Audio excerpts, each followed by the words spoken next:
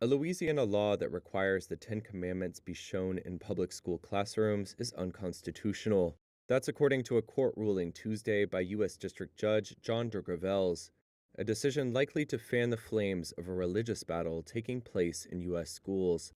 In June, Louisiana's Republican governor signed into law the requirement to display the Ten Commandments. 9 families, both religious and not, and with children in public schools, sued for an injunction against the law.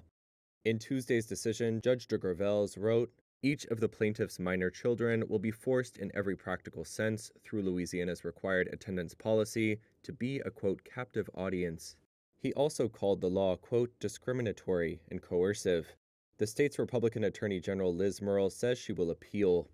But a senior attorney at the American Civil Liberties Union, Heather Weaver, is hopeful the court's ruling will stand. If this case goes up on appeal, that we're confident that the judge's ruling will hold up. It's well-reasoned, it's thorough, it reflects the law that the Supreme Court has issued regarding this type of matter. It's blatantly unconstitutional, is what the court essentially found. It violates the Establishment Clause, which protects the separation of church and state, and it violates our clients' rights under the Free Exercise Clause, which protects their right to exercise their faith and both decide what they believe without the government pressuring them. An appeal would go to the Fifth U.S. Circuit Court of Appeals in New Orleans, widely considered among the most conservative federal appeals courts. Arizona State University professor of history Brooks Simpson says more states could be emboldened by the broader conservative push to adopt religious displays in schools.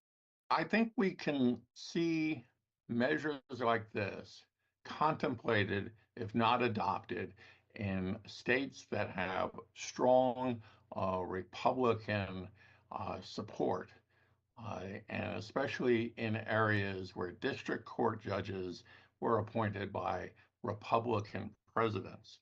President-elect Donald Trump, a Republican, has supported, quote, bringing back prayer to our schools. Conservatives are hopeful that the Supreme Court, with its now 6-3 conservative majority, can use the legal challenges to reconsider long-standing limits on religious expression in public schools.